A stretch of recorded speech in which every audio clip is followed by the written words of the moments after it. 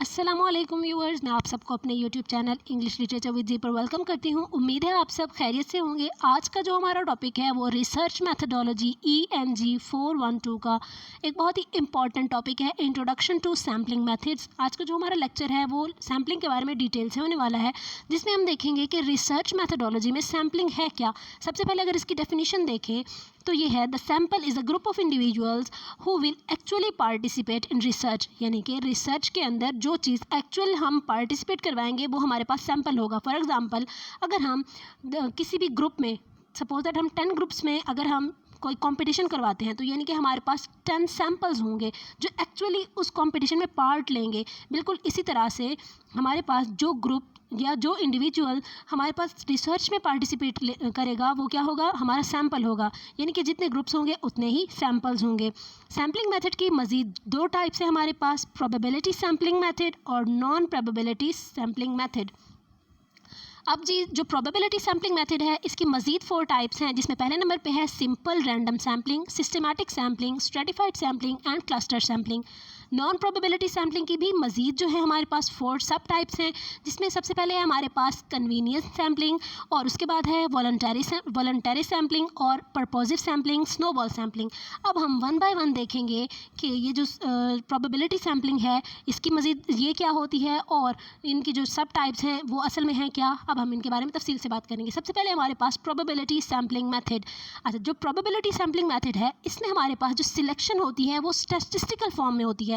यानी कि स्टैटिस्टिकल इन्फ्रेंसिस के साथ हम लोग किसी भी ग्रुप के बारे में एज अ होल कोई भी जो सैंपल है वो सिलेक्ट कर सकते हैं और हमारे पास जो रिजल्ट्स होते हैं वो भी स्टैटिस्टिकल फॉर्म में होते हैं। अब जी इसकी जो सब टाइप्स हैं, सिंपल रैंडम सैम्पलिंग पहले नंबर पे है। इसके बारे में अगर हम बात करें तो ये जो सिंपल रैंडम सैम्पलिंग है इसमें हम लोगों के पास क्या होता है कि हर जो मेंबर है पॉपुलेशन का, उसको यानी कि उसका जो सपोज दैट जो भी ग्रुप है हमारे पास, अगर हम रिसर्च कर रहे हैं लोगों के ऊपर, तो जो ग्रुप ऑफ पीपल हैं उनमें हर बंदे का इक्वल चांस होता है कि वो रिसर्च में पार्टिसिपेट ले सकता है। ठीक, ये हो गई सिंपल रैंडम सैम्पलिंग। ये हम किसी यानी कि ग्रुप ऑफ पीपल में या फिर ग्रुप ऑफ इंडिविजुअल्स में या फिर ग्रुप ऑफ थिंग्स में हम कोई भी चीज़ रैंडमली सिलेक्ट कर सकते हैं, वो हमारा क्या होगा, ये सैम्पल होगा। ठीक हो गया। ठीक, यानी कि इक्वल चांस होता है हर एक इंडिविजुअल का कि उसको सिलेक्ट किया जा सकता है सैम्पल के लिए। दूसरे नंबर पे हमारे पास है सिस्टमैटिक सैम्पलिंग मेथड। अच्छा जी, नाम से ही जाहिर है कि सिस्टमैटिक सैम्पलिंग मेथड है। इसमें हम लोग क्या करते हैं, हम लोग ये है तो बिल्कुल वैसे ही जैसे सिंपल रैंडम सैम्पलिंग थी, लेकिन थोड़ी सी ये जो इसमें डिफरेंस आ जाता है वो ये है कि ये थोड़ी सी ईजी होती है, यानी कि it's slightly easier to conduct than simple random sampling method. Okay. अच्छा, अब हमारे पास आ जाती है कि ये सिस्टमैटिक सैम्पलिंग है क्या आखिर। इसमें हम क्या करते हैं कि ये थोड़ी सी सिंपल रैंडम सैम्पलिंग से भी आसान हो जाती है। इसमें हम लोग क्या करते हैं, हम हर इंडिविजुअल को या फिर जो पॉपुलेशन है हमारे पास उसको हम नंबर्स के साथ क्या करते हैं, लिस्ट बना देते हैं उनकी। ठीक है। अब क्या करेंगे, हम जो इंडिविजुअल्स को सिलेक्ट करेंगे या फिर जो थिंग्स होंगे हमारे पास, जब उनको सिलेक्ट करेंगे, नंबरिंग तो हमने की हुई है, हमने लिस्ट बनाई हुई है अपने पास, उनके नंबर्स दिए हुए हैं, तो हम क्या करेंगे कि रेगुलर इंटरवल्स के बाद हम क्या करेंगे, इंडिविजुअल्स को सिलेक्ट करते जाएंगे। सपोज दैट हमने जो नंबरिंग की हुई है इंडिविजुअल्स की उस पॉपुलेशन में, तो हम क्या करेंगे, हम ऑड वर्ड्स भी जो हैं वो भी हम सिलेक्ट कर सकते हैं, ऑड इंडिविजुअल्स, हम इवन इंडिविजुअल्स सिलेक्ट कर सकते हैं, या फिर हम ये पैटर्न्स के साथ के 5 के डिफरेंस के साथ, 10 के डिफरेंस के साथ हम लोग इंडिविजुअल्स को सिलेक्ट करते जा सकते हैं। ठीक हो, यानी कि ये हमारे पास सिस्टमैटिक यानी कि एक थोड़ा सा अरेंजमेंट में आ जाती है, और इसमें जो रेगुलर इंटरवल्स के साथ जो इंडिविजुअल्स होते हैं उनको सिलेक्ट किया जाता है। ठीक हो गया, ये हो गई सिस्टमैटिक सैम्पलिंग। अब है हमारे पास स्ट्रेटिफाइड सैम्पलिंग मेथड। अब स्ट्रेटिफाइड सैम्पलिंग क्या होती है, इस सैम्पलिंग में हम लोग क्या करते हैं कि जो पॉपुलेशन होती है उसकी करैक्टरिस्टिक्स क्या हैं हमारे पास, ये सैम्पलिंग मेथड जो है तब अप्लाई किया जाता है जब हमारे पास पॉपुलेशन की जो करैक्टरिस्टिक्स हों, फीचर्स हों, वो मिक्स हों। तब हम क्या करते हैं, हम इंश्योर करते हैं इस बात को कि हर करैक्टरिस्टिक का जो है, जो भी हमारी पॉपुलेशन है उसमें जितनी भी करैक्टरिस्टिक्स हैं हमारे सैम्पल में हर टाइप की करैक्टरिस्टिक्स आ जाए।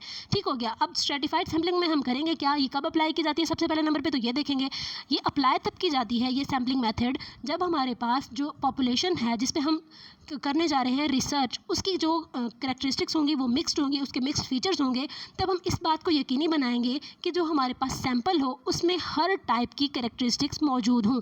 यानी कि जो भी हम पॉपुलेशन के सब ग्रुप्स बनाएंगे या फिर जितने भी ग्रुप्स बनाएंगे जो किसके हिसाब से होंगे, सपोज़ दैट जो हमारे पास ग्रुप्स हैं वो जेंडर वाइज, जेंडर उसमें डिफरेंट जेंडर्स के भी लोग हैं, उसमें डिफरेंट एज के भी लोग हैं, डिफरेंट रेंज के हैं, और उनकी जो जितने भी यानी कि करैक्टरिस्टिक्स हैं डिफरेंट हैं। किसी की सैलरी ज़्यादा होगी, यानी कि किसी की जॉब मुख्तलिफ होगी, किसी के यानी कि इनकम का भी डिफरेंस आ सकता है। ठीक हो गया।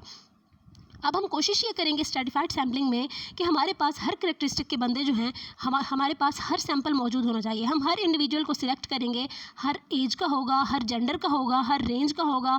हम इनकम बेस के ऊपर भी हम देखेंगे, सैंपल सिलेक्ट करेंगे, जॉब बेस के ऊपर भी करेंगे, जिनके जॉब रोल जिस तरह से भी हैं। ठीक है। अब हमारे पास स्ट्रैटिफाइड सैम्पलिंग में क्या आ चाहिए, मिक्स्ड करैक्टरिस्टिक्स में जब हम अप्लाई करते हैं इस मेथड को और इस बात को इंश्योर करते हैं हमारे पास हर करैक्टरिस्टिक का हर फीचर वाला सैंपल होना चाहिए। अब है फोर्थ नंबर पे हमारे पास क्लस्टर सैम्पलिंग। अच्छा जी, क्लस्टर सैम्पलिंग्स ये नाम से ही जाहिर है कि इसमें भी क्या होती है कि पॉपुलेशन को हम सब ग्रुप्स में डिवाइड कर देते हैं, यानी कि उनके छोटे छोटे ग्रुप्स बना देते हैं, क्लस्टर्स बना देते हैं। ठीक, लेकिन जो हर सब ग्रुप है उसमें करैक्टरिस्टिक्स जो होती हैं वो बिल्कुल सेम होती हैं। स्ट्रैटिफाइड सैम्पलिंग में तो जो करैक्टरिस्टिक्स थी वो चेंज हो गई थी, लेकिन क्लस्टर सैम्पलिंग में क्या होता है कि हर ग्रुप जो है या फिर सब ग्रुप जो है उसकी जो करैक्टरिस्टिक्स हैं वो सिमिलर होती हैं। यानी कि जो एक भी अगर ग्रुप में से अगर हम सैंपल लेते हैं, एक इंडिविजुअल को सिलेक्ट करते हैं, तो उसकी करैक्टरिस्टिक्स उसके पूरे ग्रुप को क्या कर रही होंगी, रिप्रेजेंट कर रही होंगी। ये तो हो गया हमारे पास क्लस्टर सैम्पलिंग।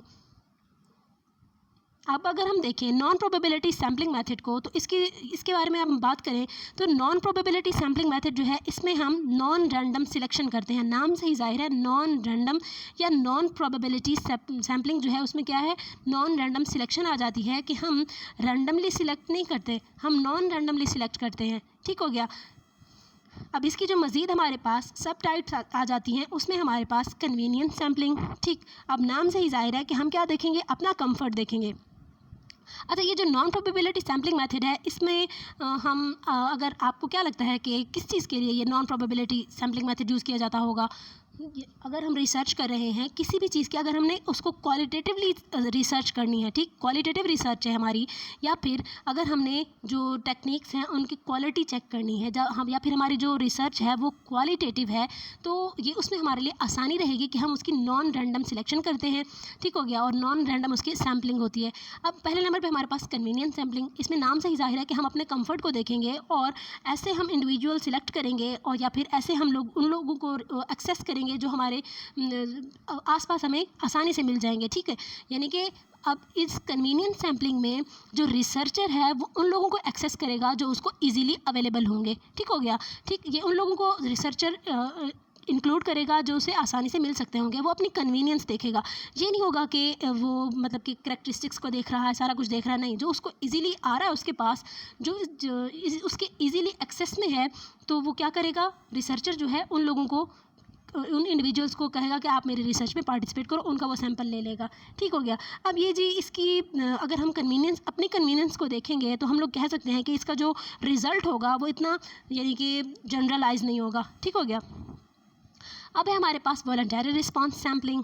अब जी वॉलंटरी रिस्पांस सैम्पलिंग में भी फिर भी हमारे पास क्या आ जाती है कि जो लोग विलिंगली अपने आप को मतलब विलिंगली वो पार्टिसिपेट लेते हैं किसी भी रिसर्च में, तो वो क्या हो जाएगा, उसकी वॉलंटरी रिस्पांस सैम्पलिंग होगी। सपोज दैट हमारे पास ग्रुप ऑफ इंडिविजुअल्स हैं, तो रिसर्चर क्या करेगा, वो अपनी मर्ज़ी से सिलेक्ट नहीं करेगा इंडिविजुअल्स को, वो अपनी मर्ज़ी से सैंपल नहीं कलेक्ट करेगा। वो क्या करेगा, उस पॉपुलेशन को अपना पर्पज़ बताएगा कि वो किस काम के लिए आया है।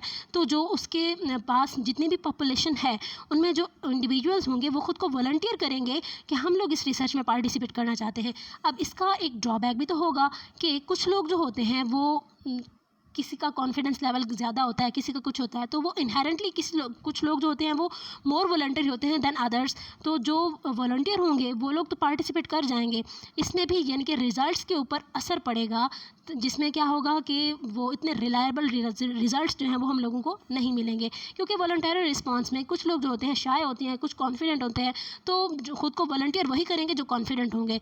तो हमारे पास जो रिजल्ट्स हैं इसके ऊपर थोड़ा बहुत असर पड़ सकता है। ठीक हो गया। अब है हमारे पास पर्पसिव सैम्पलिंग। ये क्या होती है?